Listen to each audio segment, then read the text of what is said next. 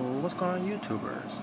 It's the Natural Born Driller, and welcome everyone to, for our first time in a long time, WWE SmackDown and 205 Live Review.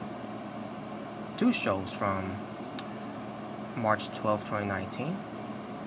Now, I'm going to do something what pertains to making 3 uploads, basically. One will be for SmackDown and 205 Live for my playlist.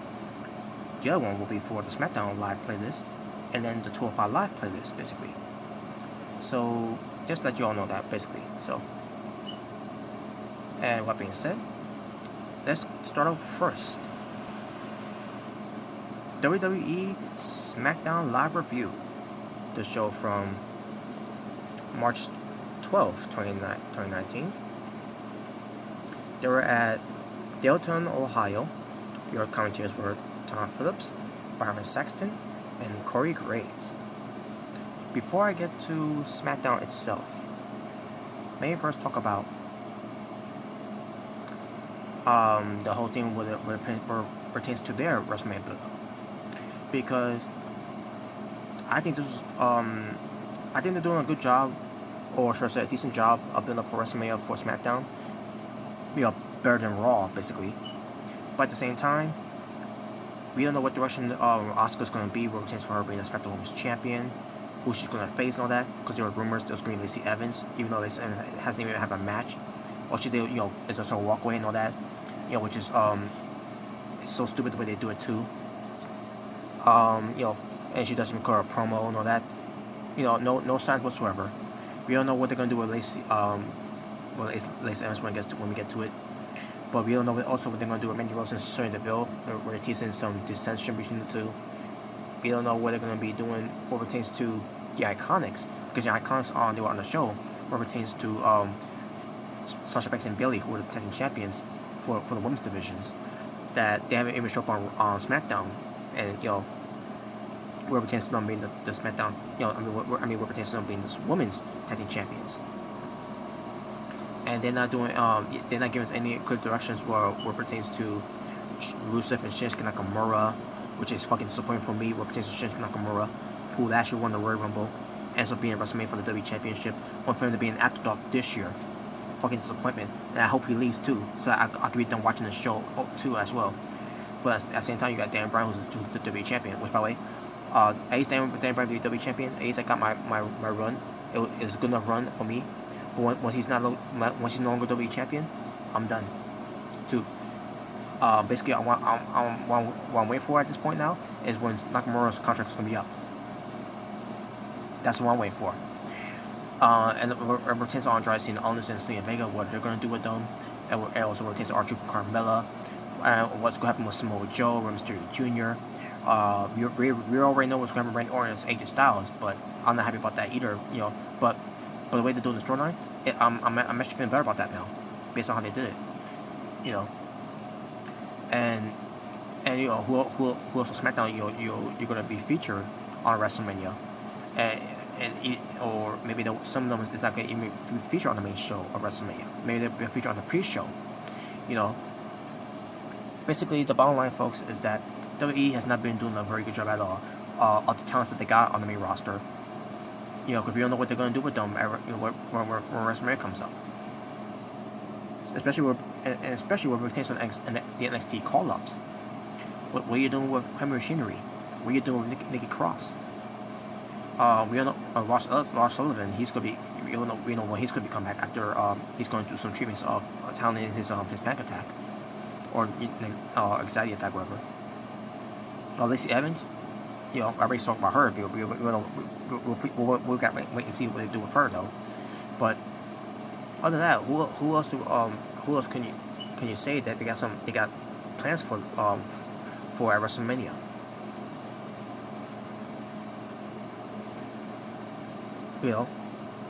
It's and what's going to happen with Mustafa Ali? What's going to happen with Kevin Owens? That's going through a few names here. What's going to happen? All these guys. They gotta do something with this. We already know what's coming with Kofi Kingston.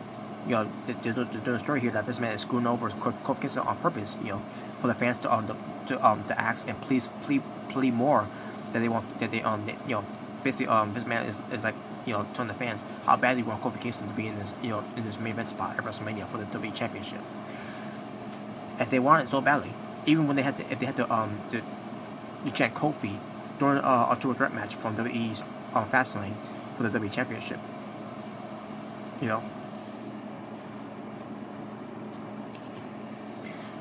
But yeah, this has not been a good build for WrestleMania, folks. 205 Live is doing a better build for WrestleMania on their show. I'll get to that when I do that proportion of the review of 205 Live. But other than that, what's SmackDown doing? I mean, we already know what's gonna happen with Shimmer Man and The Miz, which I'm about to get to when I get to it.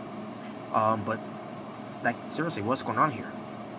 They should have been giving us a hint. They should have been playing seeds at the Royal Rumble, what pertains to their builds for WrestleMania from Raw and SmackDown. Hell, you got NXT from their WrestleMania weekend. They got plans for what they're gonna do for their takeover show.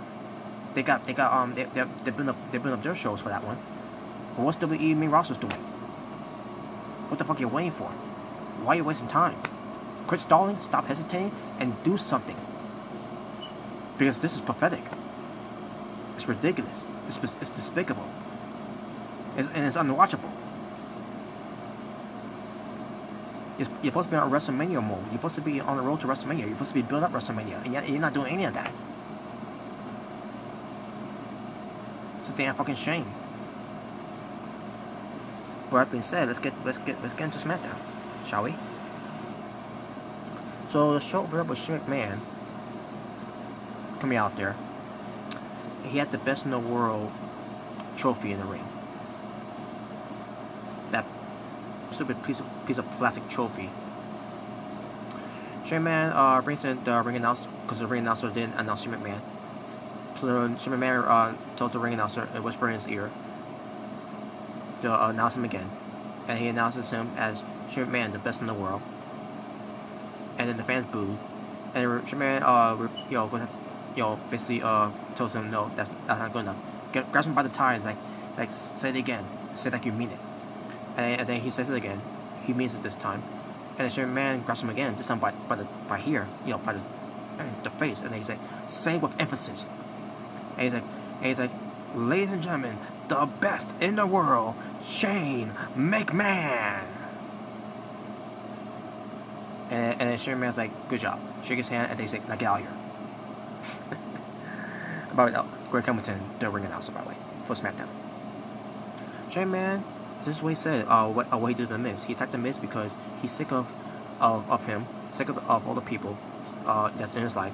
He's not talking about just the fans. He's not just talking about the superstars, but also talking about the employees of the WWE as well, where it pertains to people as always ask him to how to get a promotion, a stock option, all that. And Shane McMahon had enough of it, basically, especially where it pertains to him being behind the scenes and doing everything every day. And he's like, he put stop to it, and he put stop to it when he attacked Shane McMahon. And then he talk about how he's not the best in the world because he won a stupid trophy. He's not the best in the world because he won a tag team belt with The Miz. He's the best in the world because he was born that way. And then he issued a challenge to The Miz at WrestleMania because he's a part of the Authority now. Shane McMahon can make that match happen. So it's official. Shane McMahon versus The Miz at WrestleMania. There you go. And by the way, Shane McMahon's promo as being a heel, just a generic heel, not from the days when he was in the Attitude Era. I thought it was good. So there you go. We get an 8-man tag team match. We got Aleister Black, who had the entrance, while the rest of the guys had a jobber entrance. No Ricochet entrance, no Hardy Boys entrance, no Bar entrance, no Rusev and Nakamura entrance, just an Aleister Black entrance. But the match itself, I thought was pretty good. And then it got interrupted later on in the end of the match by the New Day. and the New Day beats them all up because they're upset, they're frustrated, they're sick and tired of being treated the way they're being treated, especially and basically Fastlane was the last straw.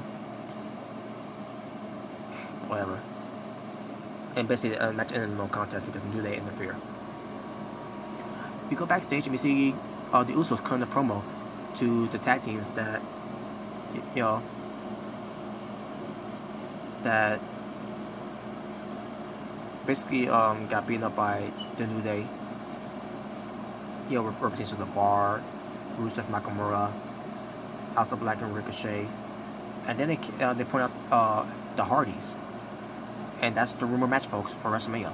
Two brothers against two brothers go after two other brothers. I think that match should be the WrestleMania match.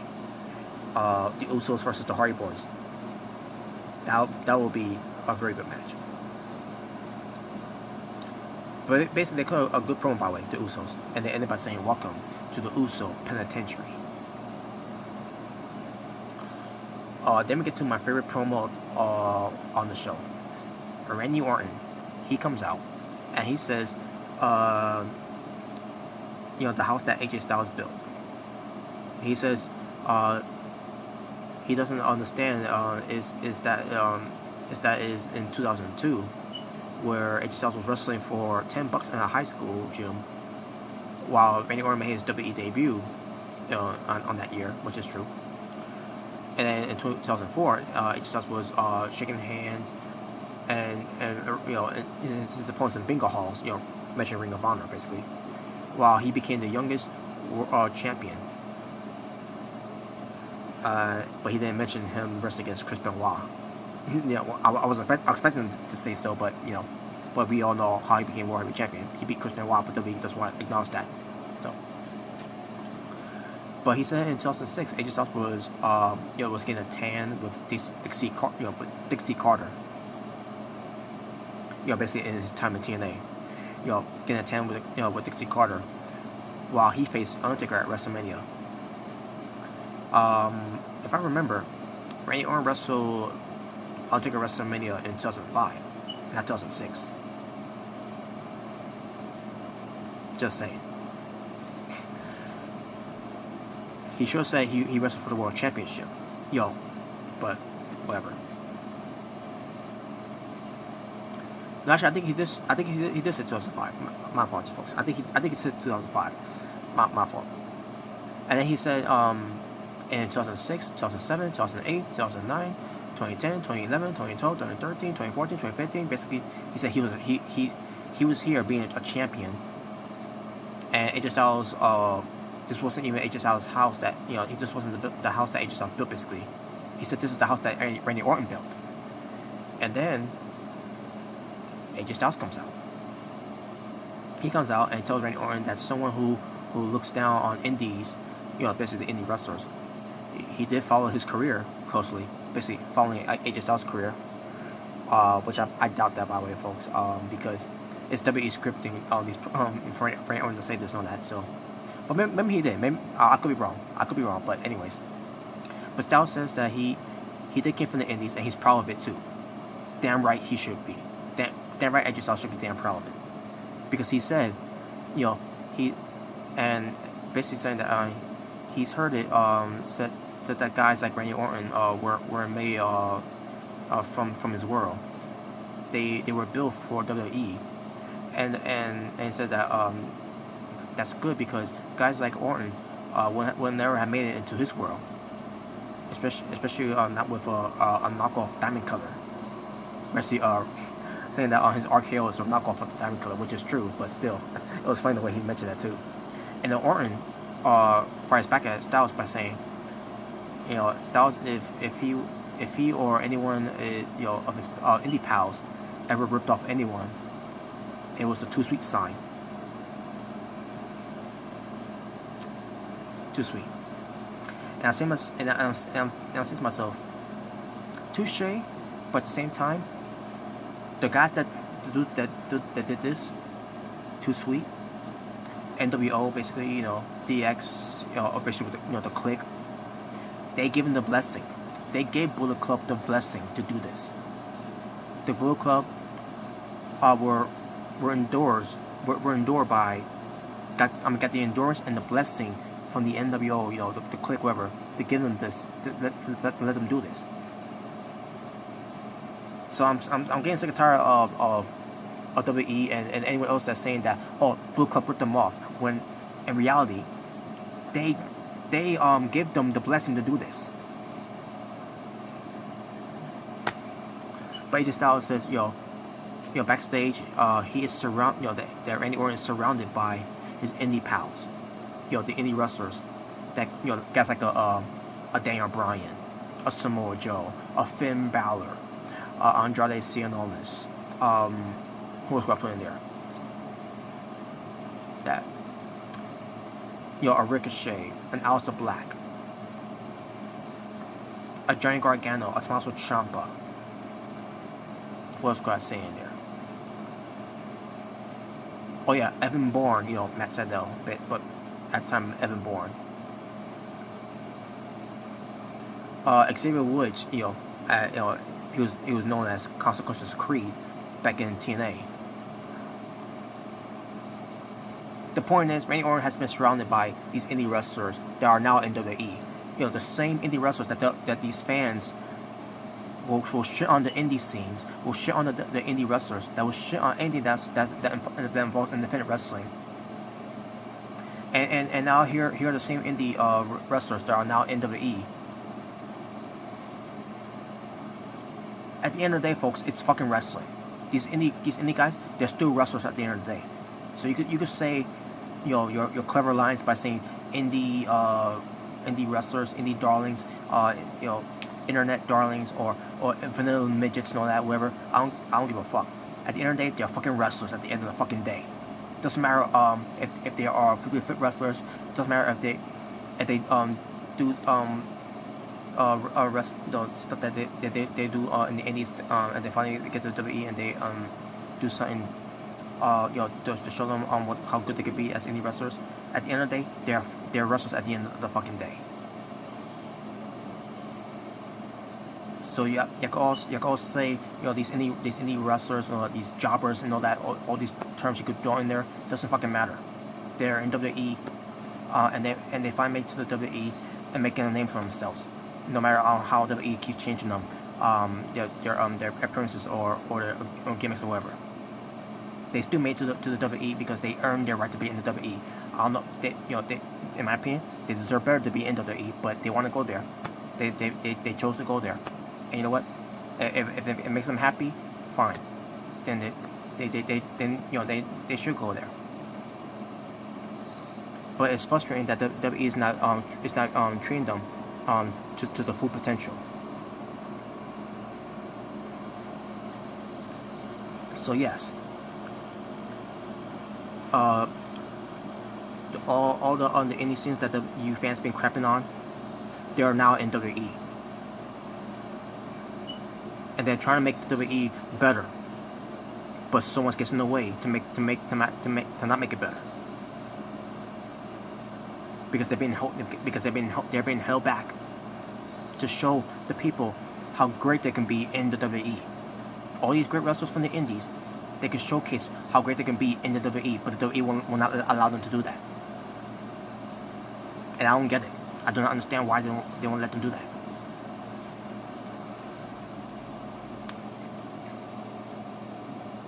Hell, also Cesaro, he came from the indie scene, and he wrestled against Randy Orton, and he beat Randy Orton at one point.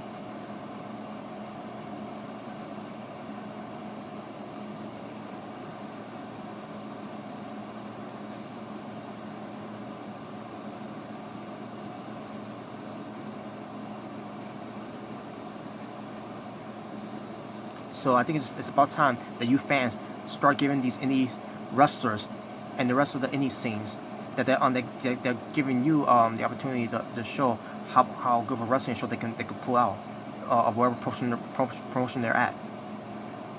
And then they go, someone goes to WWE and they try to showcase that because they want the respect that they deserve, and they do deserve it. So it's about time that you fans stop kissing WWE's ass and stop having your heads up in WWE's asses and start showing these indie wrestlers in the indie scene some fucking respect.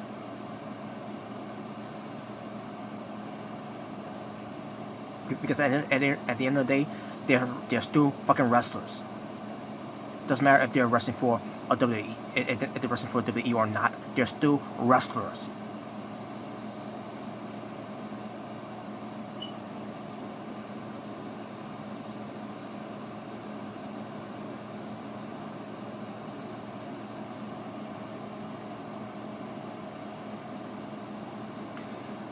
So AJ Styles said that they earned the right to be in WWE, which I already mentioned that already. They didn't go onto their fathers to get a job in WWE, like Randy Orton, by the way. Styles said that Orton's first year, he had help with Evolution. Also had help when he was also when he had Legacy, rated RKO with Edge, the Wyatt family. And I'm surprised he didn't mention the Authority, by the way. Because remember, Randy Orton had help with the Authority back in 2013 and 2014. But we're not going to mention that, though. And then, talk about how Randy Orton won the Royal Rumble. Randy Orton says that he accomplished being youngest youngest champion at age of 24. 13-time world champion. Won the Royal Rumble twice. Headlined WrestleMania. Performed at 15 WrestleManias. And that's what AJ Styles said, because you had help with Evolution, Legacy, rated RKO, the Wyatt family, and again I mentioned, I'm mentioning it, the Authority. AJ Styles didn't mention it, but I mentioned it. Basically, AJ Styles saying that they babysitted Randy Orton a lot. And then Randy Orton, and also Randy Orton said to AJ Styles, as long as he wants to rent a room out of his house, he's the landlord, and the rent is due, you son of a bitch. He said, Randy Orton said to AJ Styles. And then he said, and the rent can be made out to RKO. So Orton leaves. AJ Styles also tells Orton, says, if you want your rent to come and take it, and he points at the WrestleMania sign, basically challenging him to WrestleMania, which Orton didn't answer, by the way. So, but this promo was awesome. It was good. It was the best promo of my favorite promo of the night. I enjoyed it. And I also enjoyed me talking about the indie wrestlers, because represents AJ Styles what he said there, and I want to include myself into this one because I want to talk about this, so I feel good talking about it too, and y'all guys should too as well. Even to all you WWE fanboys, y'all should hear this too. It's not just about the WWE. It's all it's not just about the stars in the WWE. It's all about all of the wrestling stars, no matter where you are. Please remember that.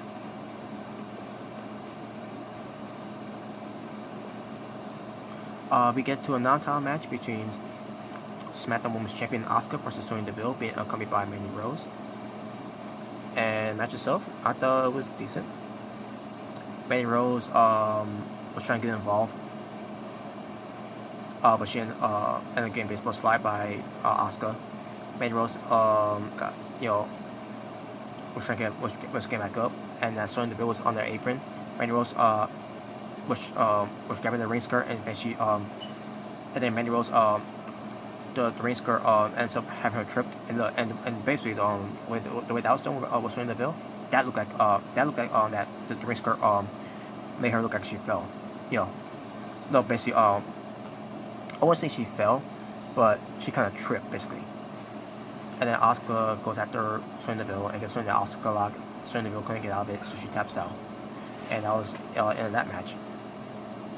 And then Mandy Rose and Sonya Deville have more dissension between the two, whoever.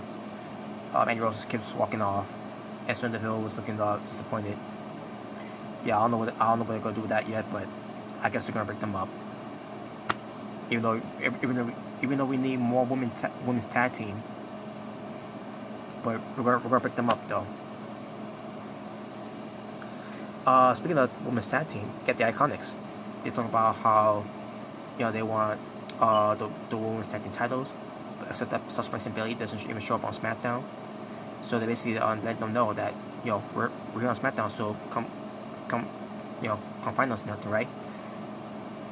And there you go. And they ended by saying iconic, and they did the pose,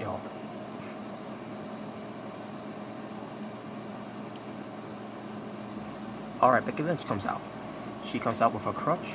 I wanted to throw the crutch away. I asked myself, good. Because I don't want to see this crutch thing anymore with Becky Lynch, because this whole thing with her being hurt and also with the McMahons and being included into the storyline and then adding Charlotte Flair into the mix is what started this whole mess in the first place. So Becky Lynch says she feels good walking down the ramp with 2 feet. And she says the man is back. So we go with the man. Oh, by the way, she's got a WrestleMania t-shirt with a picture of Becky Lynch, but I guess it's supposed to be Becky Lynch, but it looks weird the way it looks.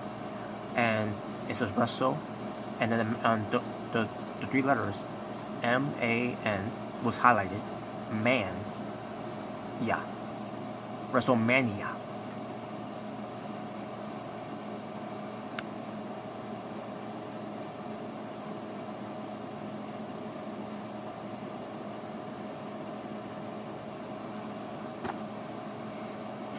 Anyways, so she picked Ronda Rousey only for Charlotte Flair to whistle Ray back, to whistle Ray in there because of Vince McMahon. She won the Rumble. She played Ronda like a fiddle. Playing mind games and blah blah blah, no brains, blah blah blah.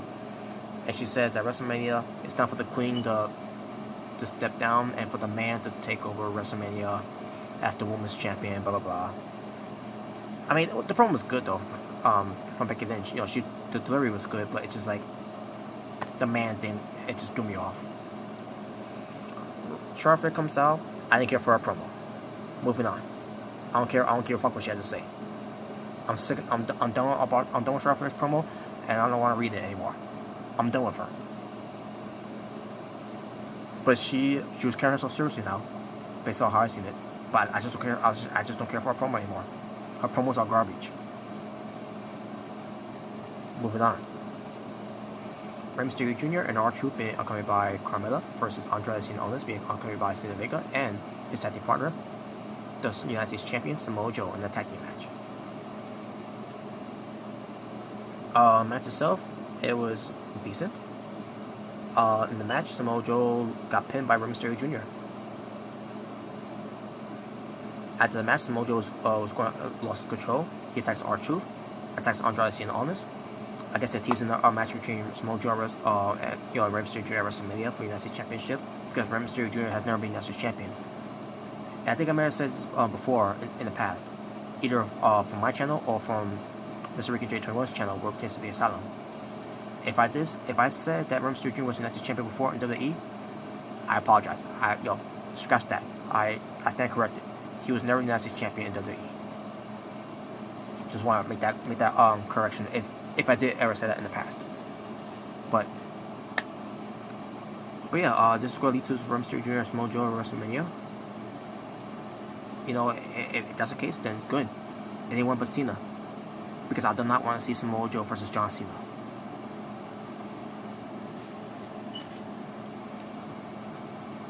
So anyways. Then we get to wait a minute, did I skip something here? Oh yeah, I did. My apologies, folks. So after the promo between Becky Lynch and Ronda Rousey, Kayla Braxton was in the office, well actually by the office of Vince McMahon. And Daniel Bryan and Rowan gets out, and Kayla asks Daniel Bryan, what were you talking about, in there, and then Daniel Bryan didn't want to discuss it, but Kayla Braxton kept, forcing it. you know, she was being persistent that she wanted Dan Bryan to give us something about what was the discussion about. And Dan Bryan said, "Fine, I'll let you know." This man, he basically said the office of this man, saying that about his thoughts about Kofi Kingston before this man makes a decision to put Kofi Kingston, basically what pertains to Kofi Kingston's plans for WrestleMania. And then Taylor says, what was Vince McMahon's reaction for that? And then Bryan says, well, Vince decided to put me and Rowan in the match against Kevin Owens and Mustafa Ali, and that was it. And then after that interview was over, then he had Corey Graves, because I mentioned during my Fastlane review that represents Caleb Braxton, that I think he said something about Caleb Braxton's asking so many questions, like she's April O'Neil from Teenage Mutant Ninja Turtles. Oh god.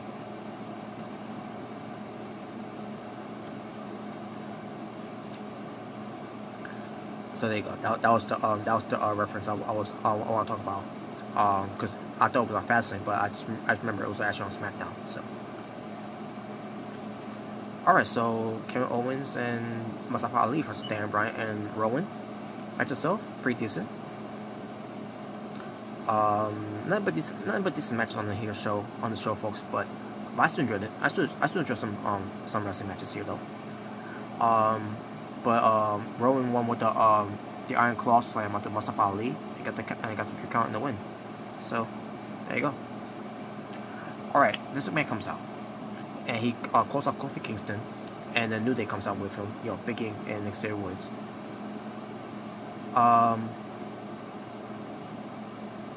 Big E says, he's being honest about, the mood that he's in, that he's not they're not in the mood, and Xavier Woods said something about they're never threatened to leave if they don't get what they want, basically.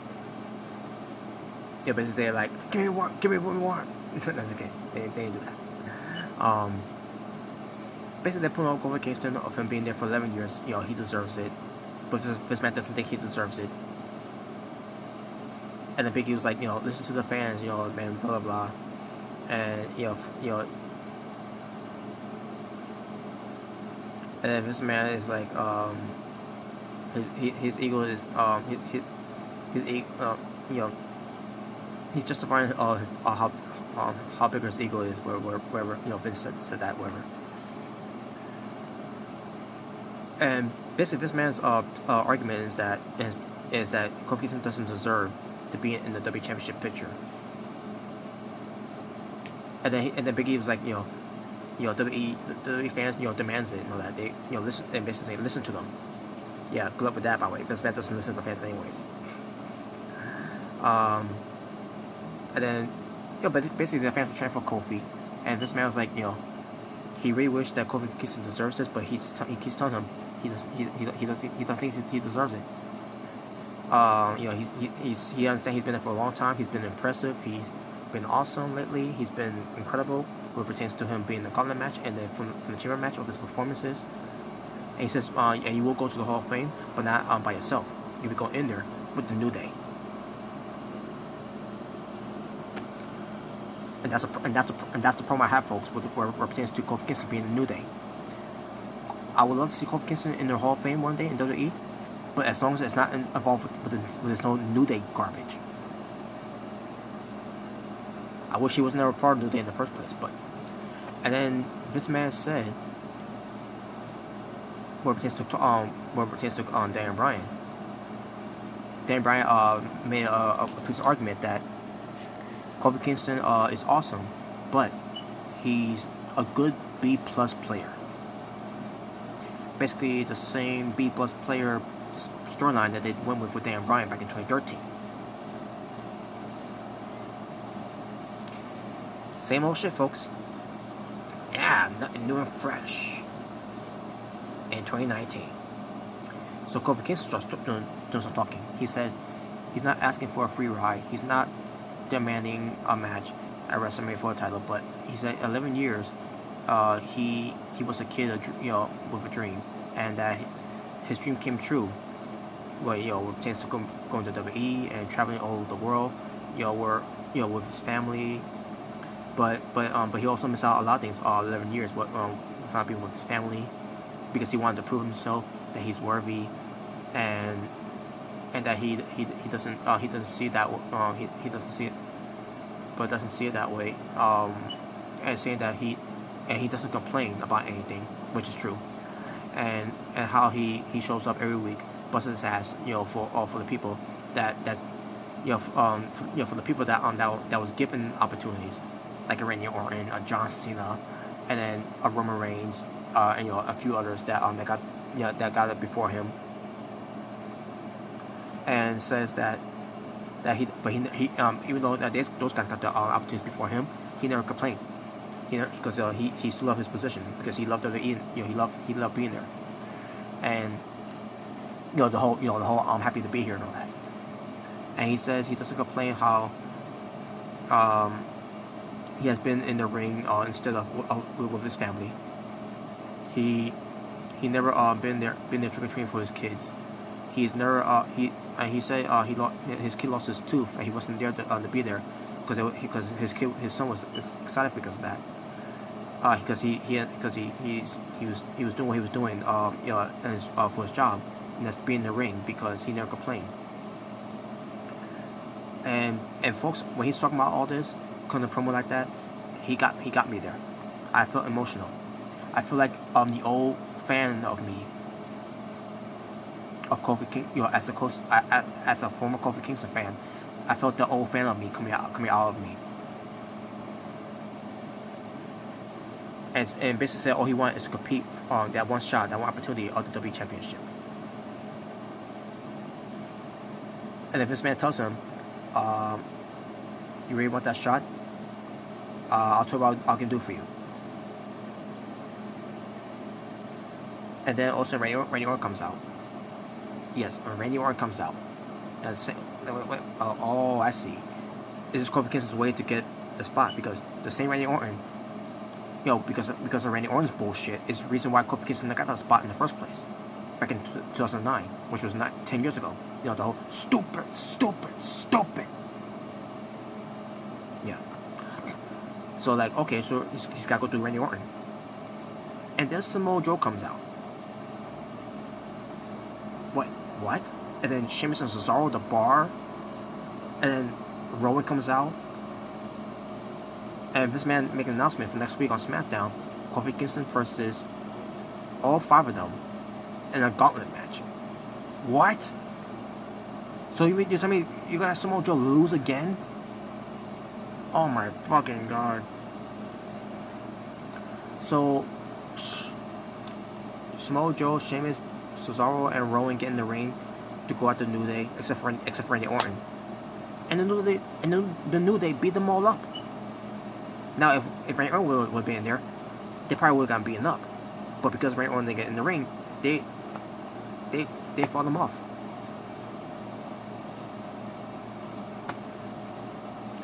So let's see what they do with that, folks.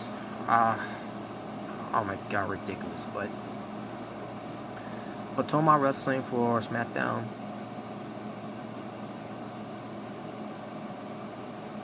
Four matches. And my overall strength for the show, I'm gonna go 5.5 out of 10. Yeah, that seems good. And now let's get to WWE 205 Live Review, the show from March 12, 2019 at Dayton, Ohio. Your commentators were Nigel McGuinness, Vic Joseph, and Aiden English. So Drew Gulak opened the show by saying welcome to 205 Live. Talks about the Cruiserweight Championship tournament. Talk about Tony Nese, about his history from last year and all that. And said that he owns Tony Nese, and he said that when you step into the ring with me, you will tap out. And then Tony Nese starts kind of promo, basically a backstage promos basically, and said that Drew, basically talk about Drew Gulak, talk about how he owns him, and he says he will not give up. And there you go. And then Ortiz talks about wrestling against Humberto Carrillo to advance to the tournament. And then he's going to talk about how he's going to face Alexander. He's going to snap out the soul of 205 Live. He said nothing personal, And then Cedric Alexander cuts a promo to Orton Hawkins saying that that one day this could be his, but Cedric Alexander's still here, and he's you basically you have to go through Cedric to get to WrestleMania pre-show, and yeah, and basically Cedric plans on going back to WrestleMania pre-show.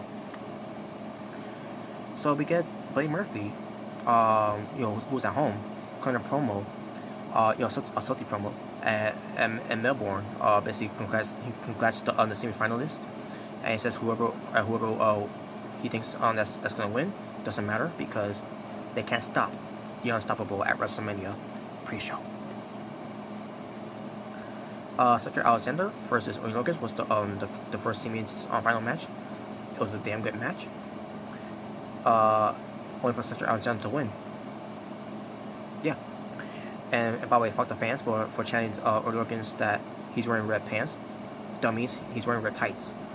Those are wrestling tights, not pants. And they were chanting, we want Cedric, even though he's right there. Annoying fans. Mike and Maria Kanellis was meeting with Drake Maverick. Mike Kanellis talks about he's been wrestling for 16 years. He's been wrestling all over the world. He wants respect, but instead he got pity because he wrestled against a rookie, and says, "What do you expect me to do, Drake Maverick? Me beat this rookie and say, oh, I beat the rookie and I'm happy to be here." And he says, but the reality is I'm not happy to be here. And then he says he deserves better. And then Drake Maverick says, you're right. You're gonna face the top best cruiserweight next week. And he says, and by the way, you might not, if you don't beat this, if you don't win, then you might not be here anymore. I wonder what that means if he's gonna be gone from WWE if he loses. Him and Maria Kanellis. Hope so. Mike Kanellis and Maria Kanellis, Mike and Maria Kanellis, hope they lose. Basically, Mike Kanellis, hope he lose. I mean, I'd love to see him win, but at the same time, he's not happy working for WWE anyway, so he might just lose anyways. Whoever it's going to be, he should just leave after that. He should be gone. But we'll see what happens next week. Ari Daivari, he talks about how he's upset that he's not in the tournament, and he says that he's tired of being a lapdog and he wants to be unleashed, and we'll see what happens with that. So, yeah, give him a chance. By the way, Ari Daivari, he deserves a chance. And then finally, Tony Nese versus Drew Gulak. They were having a good match too. And the crowds were chanting, "We want Gulak." I say to myself, he's right there, you morons. These fans were annoying me. Not all of them, just the ones that I saw. They were chanting that for no fucking reason, just to be fucking dicks. But anyways, Tony Nese gets the win over Drew Gulak with an upset. Like, oh crap! Yeah, obviously I expected him to win anyways, but because I predict it was gonna be Tony Nese and Cedric Alexander in the finals anyways, and that's what we got. And I think that's gonna be next week, I believe. Hope so. So they could build up the WrestleMania build for the winner of the tournament to face Buddy Murphy at WrestleMania pre-show. But anyways, the point here, folks, is that 205 Live is doing a better job of building up their WrestleMania build, even though it's going to be in the pre-show, than what the main roster is doing. I'm just saying, But yeah, that was the show. It was basically a two show, basically. So my overall rating for the show for 205 Live from March 12th, 2019, I'm going to go 6 out of 10. Thank you all for watching. It's Natural Born Thriller, saying peace on the streets.